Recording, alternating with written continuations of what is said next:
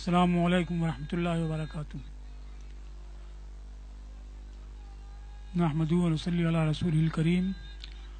اما بعد فاعوذ باللہ من الشیطان الرجیم. بسم اللہ الرحمن الرحیم.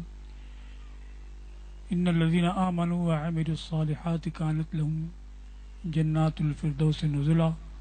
صدق اللہ مولانا العظیم. ایک بار درود شریف پڑھ لیں. اللہم صلی علی سیدنا و نبینا و مولانا محمد مبارک وسلم. صلاۃ و سلام علیک یا رسول اللہ. کیونکہ دوستوں نے میری اجازت کے بغیر بار بار میری تقریر کا اعلان کر دیا، اس لیے میں ان کی بات سچی کرنے کے لیے حاضر ہو گیا ہوں. ورنہ جو پروگرام کل سے چل رہا ہے اور آج ہو رہا ہے اور 10 بجے شب تک چلتا رہے گا، یہ ہماری اور آپ کی ضرورت ہے کہ ہم دین سے واقف ہوں، اپنے صحیح عقائد، اپنے صحیح احکام اور اعمال سے واقف ہوں اور صحیح طرح سے ان کی بجاوری کی کوشش کریں. تحریک سنی دعوت اسلامی دین اور علم اور عمل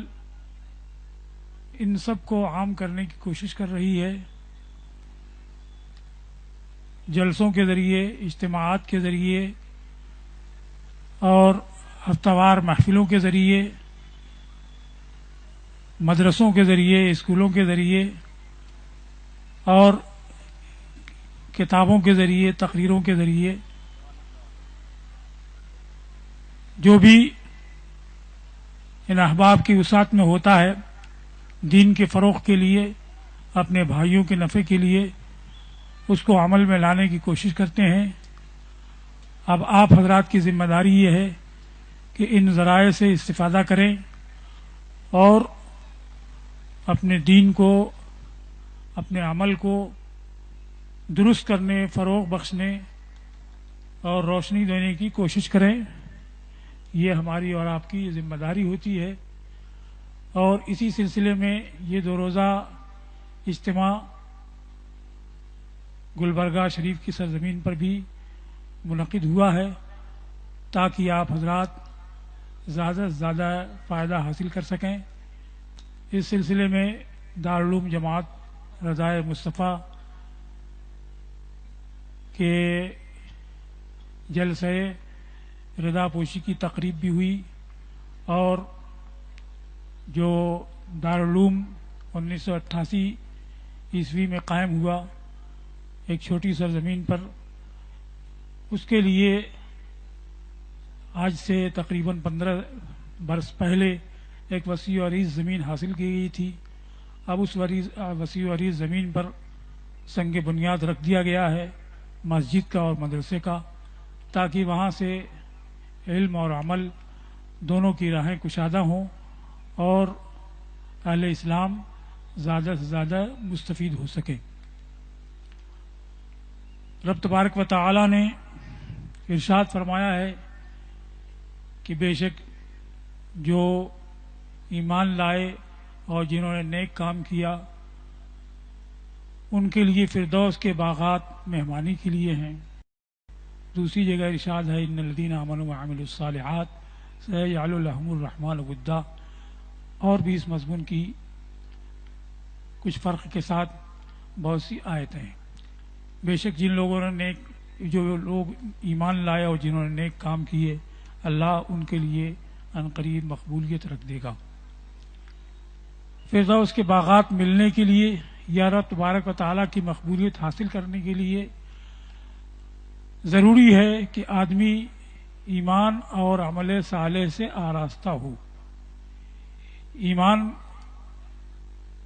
کا مطلب یہ ہوتا ہے کہ اللہ تبارک و تعالی کی ذات اور اس کی صفات پر جیسے ایمان ہونا چاہیے ویسے ایمان لائے. اسی طریقے سے ملائکہ اور رسولوں کی ذات پر جس طریقہ سے ایمان ہونا چاہیے اس طرح سے ایمان لائے اور دین کی تمام باتوں پر اور تمام نصوص قطعیہ پر صحیح طور سے آدمی کا ایمان ہو. تفصیل اگر نہیں جانتا ہے تو کم از کم اجمالاً اس کا یہ ایمان ہو کہ رب تبارک و تعالی کے جو بھی احکام ہیں ان سب پر میرا ایمان ہے. اس طریقے سے جب انسان ایمان لائے گا پھر رب تبارک و تعالی نے جو فرائض مقرر کیے ہیں ان کے اوپر عمل کرے گا تو وہ ایمان اور عمل صالح والا ہوگا اور اسی کے لیے خدا کی مقبولیت اور جنت کی مہمانی ہے. اور جو ان دونوں شرطوں پر نہیں اترے گا اس کے لیے یہ خوشخبری اور یہ بشارت نہیں ہے. اس لیے سب سے پہلے انسان کو تو اپنا اعتقاد درست کرنا چاہیے کہ ہمارا ایک ہی خالق مالک ہے. اسی نے ہم کو ساری دنیا کا وجود بخشا ہے. وہ تمام نقائص اور عیوب سے پاک ہے. اس کے لیے کوئی بھی عیب ہونا ممکن نہیں ہے، چاہے جھوٹ ہو یا غیبت ہو، چوری ہو. کسی طریقے کا کوئی عیب جو مخلوق میں ہو سکتا ہے وہ باری تعالیٰ کے لیے عقلاً محال اور ناممکن ہے. اللہ تبارک و تعالیٰ کے لیے تمام کمالات حاصل ہیں اور وہ تمام کمالات سے موصوف ہے اور اس کے انبیاء اس کی عطا سے غیب جانتے ہیں اور غیب کی باتیں اپنی امت کو بتاتے ہیں. وہ جنت اور کی خوشخبری دیتے ہیں، جہنم سے ڈراتے ہیں، یہ بھی غیب ہے. اور ان باتوں کے ساتھ تمام انبیاء کرام تشریف لاتے رہے اور وحدانیت کی تعلیم دیتے رہے اور یہ بتاتے رہے کہ جب تم تمام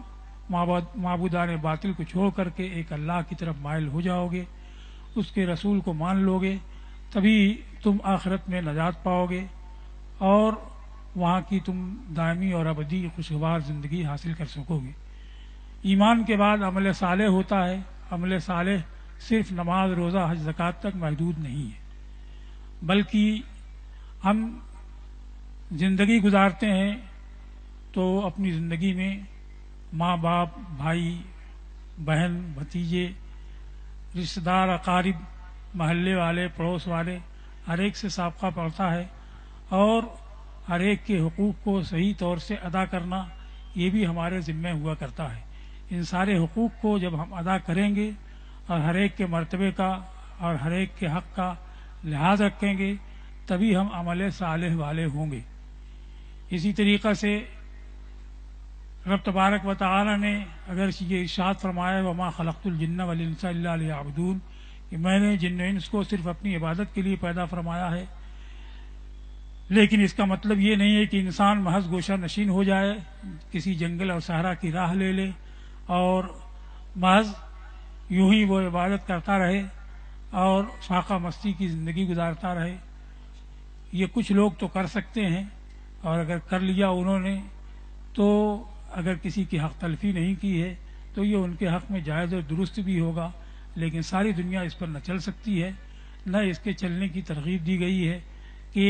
دنیا سے کنارہ کش ہو جاؤ، لوگوں سے الگ تھلگ ہو جاؤ اور صحرا نشین بن جاؤ. عام زندگی یہی ہے کہ لوگوں کے ساتھ انسان زندگی بسر کرتا ہے اور ایک دوسرے کے حقوق سے، معاملات سے اس کو سابقہ پڑتا ہے اور اپنی اس زندگی کو گزارنے کے لیے اس کو کسب معاش بھی کرنا پڑتا ہے. یعنی اپنی زندگی کی گاڑی کھینچنے کے لیے، کھانے پینے کے لیے، پہننے کے لیے، رہنے سہنے کے لیے اس کو انتظام کرنا پڑتا ہے اور ان سب انتظامات کے کرنے کے بعد ہی وہ اپنی زندگی کے سے عہدہ برا ہو سکتا ہے اور اپنی زندگی گزار سکتا ہے. اس لیے رسول اللہ صلی اللہ تعالی علیہ وسلم نے ارشاد فرمایا طلب و کسب الحلال فریضۃ بعد الفریضہ، حلال روزی حاصل کرنا یہ بھی فرائض کے بعد فرض ہے. تو اللہ تبارک و تعالی نے جو عبادات ہمارے ذمے فرض کی ہیں ان کو صحیح طور سے بجا لانا یہ تو ہمارے ذمے ہے ہی، لیکن اس کے ساتھ ساتھ اپنی زندگی گزارنے کے لیے حلال روزی کمانا یہ بھی ہم پر فرض ہے. قرآن کریم میں ارشاد فرمایا گیا اذا نودی للصلاۃ من یوم الجمعۃ فاسعوا الی ذکر اللہ وذروا البیع، جب جمعہ کے دن اذان جمعہ کی دی جائے تو اللہ کے ذکر کی طرف تیزی سے نکل پڑو اور خرید و فروخت چھوڑ دو۔ تو ذکر الہی کے وقت تو خرید و فروخت چھوڑ دینے کا، تجارت ترک کر دینے کا، اور کوئی بھی ایسا کام جو نماز میں خلل انداز ہونے والا ہے اور اقامت جمعہ سے باز رکھنے والا ہے، اس سے الگ ہو جانے، کنارہ کش ہونے کا حکم ہے۔ لیکن جب نماز سے فارغ ہو گئے، فرض الہی کو ادا کر لیا، تو اس کے بعد کیا فرمایا گیا ہے؟ فَإِذَا قُضِيَتِ الصَّلَاةُ فَانتَشِرُوا فِي الْأَرْضِ وَابْتَغُوا مِن فَضْلِ اللَّهِ، جب نماز پوری ہو جائے تو زمین میں پھیل جاؤ اور اللہ کا رزق تلاش کرو، اللہ کا فضل تلاش کرو۔ تو یہ انسان کی ذمہ داری ہوتی ہے کہ وہ اپنی زندگی گزارنے کے لیے، اپنے اہل و عیال کی زندگی گزارنے کے لیے روزی بھی حاصل کرے، اور روزی حاصل کر کے باعزت طور پر زندگی گزارے۔ لیکن حدیث پاک میں مطلق نہیں فرمایا گیا ہے کہ طلب الکسب فریضۃ، بلکہ یہ فرمایا گیا طلب و کسب الحلال فریضۃ بعد الفریضہ، حلال روزی حاصل کرنا یہ فرائض کے بعد فرض ہے۔ اور یہی اسلام میں اور دیگر قوموں میں فرق ہے کہ محض دنیا دار انسان زیادہ سے زیادہ دولت اکٹھا کر لینا، زیادہ سے زیادہ سرمایہ جمع کر لینا، زیادہ سے زیادہ مال حاصل کر لینا، اسی کو مطمع نظر بناتا ہے، اور اس کی پرواہ نہیں کرتا ہے کہ اس میں کسی کی حق تلفی ہو رہی ہے، کسی کے ساتھ خیانت ہو رہی ہے، کسی کے مال کی بربادی ہو رہی ہے، کسی کی چوری ہو رہی ہے، اس کی کوئی پرواہ نہیں کرتا ہے، بلکہ صرف یہ کہ زیادہ مال کس طریقے سے ہمارے ہاتھ میں آ سکتا ہے، اتنی ہی کی فکر کرتا ہے۔ لیکن ایک مسلمان کے لیے یہ نہیں ہے کہ جیسے بھی مال حاصل ہو جائے، چاہے وہ جائز ہو یا ناجائز ہو، اس کو سمیٹتا جائے، حاصل کرتا جائے، رکھتا جائے۔ یہ ایک مسلمان کے لیے نہیں ہے۔ ایک مسلمان کے لیے ہے طلب و کسب الحلال، حلال روزی کا حاصل کرنا، یہ فرض ہے، وہ بھی فریضے کے بعد فرمایا گیا۔ بعد الفریضہ کا مطلب یہ ہے کہ اگر فریض الہی کا وقت آ جائے تو اس وقت اپنے اور کاروبار کو چھوڑ دے اور فریض الہی کی ادائیگی کر لے، اس فریضے کی ادائیگی کے بعد پھر وہ اپنے طلب معاش میں لگ جائے۔ حضرت عبداللہ ابن عمر رضی اللہ تعالی عنہما نے مدینہ کے بازار میں دیکھا کہ اذان ہوئی، اور اذان ہونے کے ساتھ ساتھ دکاندار نے اپنی دکان چھوڑ دی، کاشتکار نے ہل بیل چھوڑ دیا، باغ سینچنے والا نے اپنے رہٹ کو، کنویں کو چھوڑ دیا، لوہار نے اپنی بھٹی کو چھوڑ دیا، اور ہر شخص مسجد کی طرف دوڑتا ہوا چلا جا رہا ہے۔ گویا کہ اب دنیاوی کاروبار سے ان کو کوئی مطلب ہی نہیں ہے، کوئی سروکار ہی نہیں ہے۔ کیا تجارت کر رہے تھے، کیا کاشتکاری کر رہے تھے، کیا فروخت کر رہے تھے، کیا خرید رہے تھے، اس سروکار ہی خرید و فروخت اللہ کی یاد سے، نماز کے قائم کرنے سے، زکوٰۃ کے ادا کرنے سے باز رکھنے والی نہیں ہے۔ یہ وہ لوگ ہیں جو اس دن سے ڈرتے ہیں جس دن کی آنکھیں پلٹ جائیں گی، دل پلٹ جائیں گے، یعنی یہ اللہ کا خوف رکھتے ہیں، قیامت کا خوف رکھتے ہیں، اس وجہ سے ہر کاروبار چھوڑ کر کے ٹھیک مسجد کی طرف بھی چلے جا رہے ہیں اور فریضہ الہی ادا کرنے کی کوشش کر رہے ہیں۔ تو یہ قید بھی ہمارے ساتھ لگی ہوئی ہے۔ پھر اس کے بعد جس مقصد سے ہم مال حاصل کر رہے ہیں وہ مقصد بھی پاکیزہ ہونا چاہیے۔ اگر اس لیے کوئی زیادہ سے زیادہ مال جمع کرنے کی کوشش کر رہا ہے کہ سوسائٹی میں بڑے نام والا لکھا جائے اور لوگوں میں بڑا بن کر کے رہے، تو اس کا معاملہ الگ ہے۔ لیکن اگر کوئی شخص زیادہ مال اس لیے حاصل کرتا ہے کہ وہ اپنے کو، اپنے اہل و عیال کو فارغ البال رکھے اور اس کے ساتھ ساتھ یتیموں کی، بیواؤں کی، بے سہاروں کی خبرگیری کرے، لوگوں کو فائدہ پہنچائے،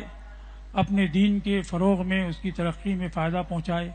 اپنے اداروں کے فروغ میں فائدہ پہنچائے، اپنی مسجدوں کی تعمیر میں حصہ لے، رفاہ عام کے کاموں میں حصہ لے، اور اس مال کو مناسب جگہوں پہ صرف کرے، صحیح مصرف میں لائے، تو اس کا ثواب بہت بڑھ جاتا ہے اور اس کا اجر بہت زیادہ ہو جاتا ہے۔ آج انسان کے پاس پیسے کی فراوانی ہے، لیکن آپ دیکھیں گے کہ مناسب مقام پر صرف کرنے کی ضرورت نظر آتی ہے، لیکن اس کو گویا کہ کوئی سمجھتا ہی نہیں ہے کہ یہ بھی ضرورت ہے۔ راستے میں گڈھا پڑا ہوا ہے، ہزاروں لاکھ پتی کروڑ پتی وہاں سے گزرتے ہیں، لیکن وہ سمجھتے ہیں کہ یہ حکومت کی ذمہ داری ہے اس گڈھے کو پاٹے، یا میونسپلٹی کی ذمہ داری ہے اس گڈھے کو پاٹے، کارپوریشن کی ذمہ داری ہے کہ اس گڈھے کو درست کرے، جبکہ اس سے ضرر، نقصان، تکلیف پیدل چلنے والے کو بھی ہو رہی ہے، سواری سائیکل والے کو بھی ہو رہی ہے، موٹر سائیکل والے کو بھی ہو رہی ہے، چار پہیا والے کو بھی ہو رہی ہے، سب کو ہو رہی ہے۔ اور اگر کوئی صرف 2 منٹ کا وقت دے دے، 10-20 روپئے کا ملازم رکھ کر کے اس گڈھے کو بند کرا دے، اجرت پر کرا دے، 10-20 نہیں 150 پر کرا دے، تو ایسا کوئی مشکل نہیں ہے۔ لیکن یہ کہ ہماری ذمہ داری نہیں ہے، ہمارا فرض نہیں، حکومت کا فرض ہے، بھئی حکومت کا فرض ہو، لیکن آپ کے نبی صلی اللہ تعالی وسلم نے ارشاد فرمایا اماطۃ الاذی عن الطریق صدقۃ۔ کوئی غیر مسلم اگر اس کو نہیں سمجھتا ہے تو نہ سمجھے، لیکن کم از کم ایک مسلمان اس بات کو سمجھے کہ راستے سے تکلیف دہ چیز کو ہٹا دینا یہ بھی صدقہ ہے، یعنی اس کی وجہ سے بھی انسان کو اجر ملے گا، ثواب ملے گا، اس کی نیکیوں میں اس کو در کیا جائے گا، اور کبھی تھوڑی سی نیکی بہت بڑی نجات کا سبب بن جایا کرتی ہے۔ تو انسان ایسے بہت سارے کام کر سکتا ہے اپنے مال کے ذریعے، جو مال کی وہ نام و نمود کی سینکڑوں جگہوں پہ صرف کر دیتا ہے، اور ضرورت کی جگہ پر 150 صرف کرنا اس کے لیے مشکل نظر آتا ہے، اور سمجھتا ہے کہ یہ ہماری ذمہ داری نہیں ہے، دوسرے کی ذمہ داری۔ چلیے صحیح ہے، آپ کی ذمہ داری نہیں ہے، لیکن آپ نے اس کام کو کر دیا تو کتنے بڑے اجر کے آپ حقدار ہوں گے۔ اس لیے صحیح طریقے سے، جائز طریقے سے تجارت کرنا، مال حاصل کرنا، اور نیک مقصد سے حاصل کرنا، اور اس کو پھر اچھے مصارف میں صرف کرنا، یہ ہماری ذمہ داری ہوتی ہے۔ اور ایسے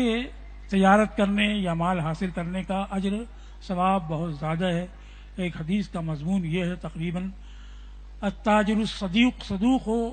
مع النبیین والصدیقین یوم القیامہ، کہ سچا امانت دار تاجر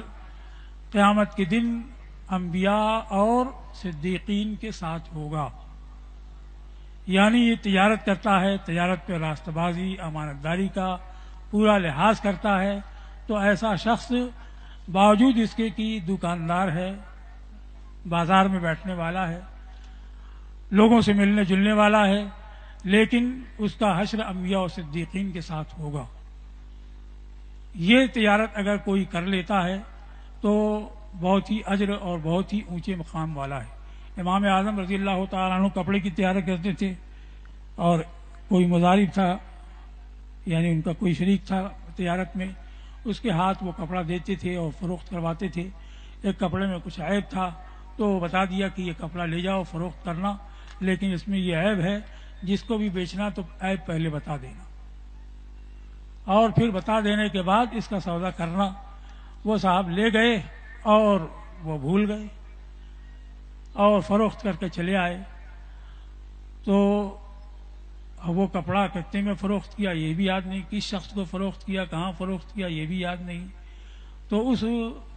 سفر میں وہ 30,000 درہم واپس لے کر کے آئے تھے۔ امام اعظم نے پوچھا تو انہوں نے کہا کہ میں بتانا بھول گیا۔ تو وہ پورے 30,000 درہم امام اعظم نے صدقہ کر دی۔ یہ ظاہر ہے کہ وہ کپڑا جس میں عیب تھا اور عیب بتائے بغیر تم نے اس کو بیچ دیا، تو اس کی رقم بھی اسی میں شامل ہو گئی ہے، وہ الگ نہیں ہے، نہ معلوم کون سی وہ رقم ہے۔ اس لیے 1,000-2,000 نہیں بلکہ پورے 30,000 صدقہ کر دیے۔ تو یہ ان کی تجارت کا حال تھا۔ اگر ایسا شخص انبیاء اور صدیقین کے ساتھ ہو تو کوئی تعجب نہیں ہونا چاہیے۔ امام اعظم رضی اللہ تعالیٰ عنہ کے ہاں ایک عورت کپڑا بیچنے لے آئی، اور اس نے کہا کہ 100 روپے میں اس کو بیچتی ہوں، فرمایا کہ اس کی قیمت تو اس سے زیادہ ہوگی، کہا 200 دے دیجیے، تو فرمایا کہ اس سے بھی زیادہ ہوگی، اس نے کہا آپ مجھ سے مذاق کرتے ہیں، کہا 300 دے دیجیے، تو فرمایا کہ کسی مرد کو بلا کر کے لاؤ اور اس سے دام لگواؤ، دوسرے کو بلا کر کے لائی، یہاں تک کہ خود 400 درہم میں اس کو خریدا۔ آج کا کوئی تاجر آپ کو ملا ہے ایسا کہ آپ اس کو بیچنے کو لے جائیں 100 میں اور 150 میں خرید لیں یا 125 میں خرید لیں؟ ڈھونڈنے سے ملنا مشکل ہے۔ لیکن وہ سمجھتے تھے کہ ایک عورت ہے جو بازار ریٹ سے ناواقف ہے، تو اس کو کوئی دھوکہ نہ ہو، کوئی گھاٹا نہ ہو، اس کے لیے وہ دام بڑھاتے گئے، یہاں تک کہ اس کی سمجھ میں نہیں آیا تو سمجھدار کو بلایا اور اسی کپڑے کو 400 درہم میں خریدا۔ تو ایسا سچا امانت دار تاجر انبیاء و صدیقین کے ساتھ ہو تو کوئی تعجب کی بات نہیں ہے۔ امام بخاری رحمۃ اللہ تعالی علیہ بھی کسی دوسرے شریک کے ساتھ کام کرتے تھے، خود تجارت میں نہیں لگتے تھے اور دوسرے آدمی کے ذریعے کاروبار کیا کرتے تھے۔ تو ایک مرتبہ ان کا سامان تجارت آیا، کچھ خریدار آ گئے، رات کو سامان پہنچا، خریدار بھی پہنچ گئے۔ ان لوگوں نے کہا کہ 5000 درہم کے نفع پر یہ ہم کو بیچ دیجیے، تو انہوں نے فرمایا کہ کل جواب دوں گا۔ کل صبح ہوتے ہی کچھ دوسرے لوگ آ گئے، انہوں نے کہا کہ 10,000 درہم کے نفع پر ہم کو یہ مال بیچ دیجیے، تو انہوں نے فرمایا کہ نہیں میں دوں گا، میں انہی لوگوں کو دوں گا جو پہلی بار میرے پاس آئے تھے، اس لیے کہ وہ لوگ جب آئے میرے پاس تو میں نے نیت کر لی تھی کہ مال ان کو دے دوں گا، اور میں اپنی نیت کو توڑنا پسند نہیں کرتا ہوں، اس لیے 10,000 کے خریداروں کو چھوڑ کر کے 5,000 کے خریداروں کو وہ سامان دیا۔ تو ایسے بھی تاجر گزرے ہیں، آپ بھی ان کے نقش قدم پر اگر چلنے کی کوشش کرتے ہیں اور حلال حاصل کرنے کی کوشش کرتے ہیں، امانت داری راست بازی کی کوشش کرتے ہیں اور اس کے ساتھ ساتھ اپنے مال کو کار خیر میں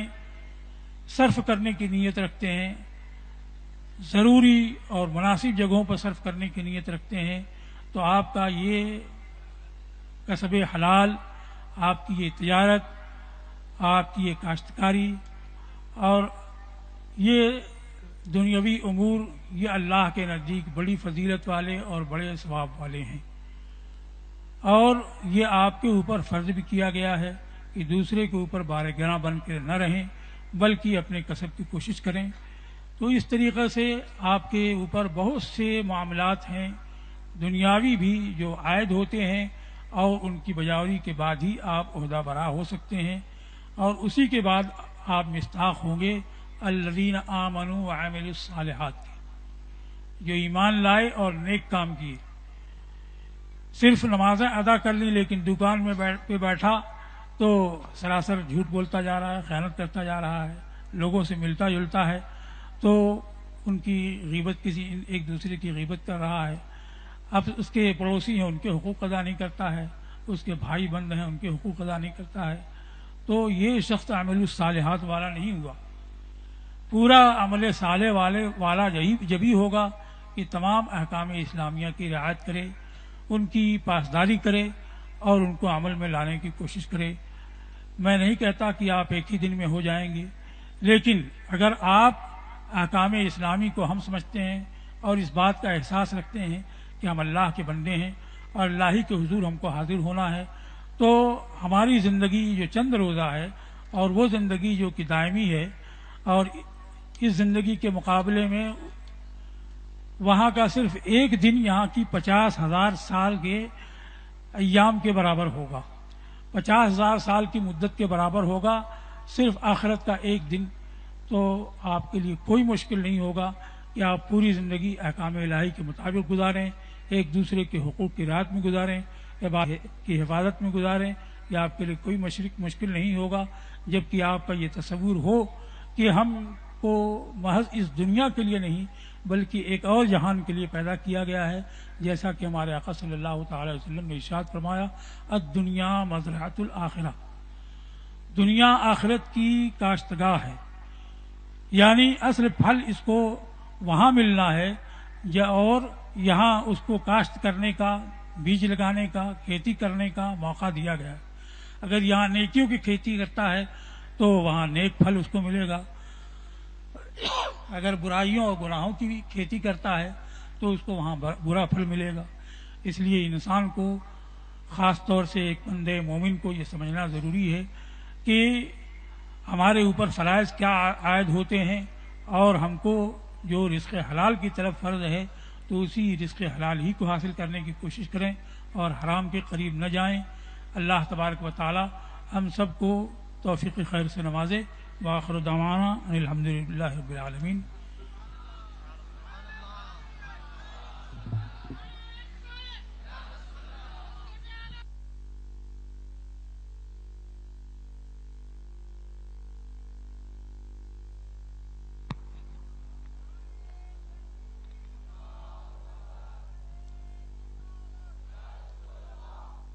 शम्म रिसालत के परवानों, बहुत सारी बातें अभी भी आपने हुजूर सदरुल उलमा दामत बरकातुहुल आलिया से समाअत की। मुख्तसर वक्त के लिए आप तशरीफ़ लाएं, मगर आपने थोड़ी देर में हम तमाम को बहुत सारी नसीहतें फरमाई, इस्लाह माशरा पर गुफ्तगू फरमाई। बहुत सारे ताजिर हजरात भी यहाँ पर मौजूद हैं। तिजारत किस तरीके से करनी चाहिए, हमारे बुजुर्गान दीन ने, सहाबे इकराम ने किस तरीके से तिजारत फरमाई, और ऐसी बहुत सारी अहम बातें आप तमामी हजरात को बता रहे थे। और ये कोशिश भी हमें करनी है कि अल्लाह तबारक व तआला ने अपने मुक़द्दस कलाम में यह खिताब भी फरमाया, या अय्युहन्नास कुलू मिम्मा फिल अर्दि हलालन तय्यबा, कि हलाल रिस्क को खाओ और उसको तलाश करने के लिए हमें हलाल ज़राए से रिस्क कमाना चाहिए और कोशिश करनी चाहिए। तो बहरहाल अगर हम हलाल तरीके से रिस्क हासिल करते हैं और उसको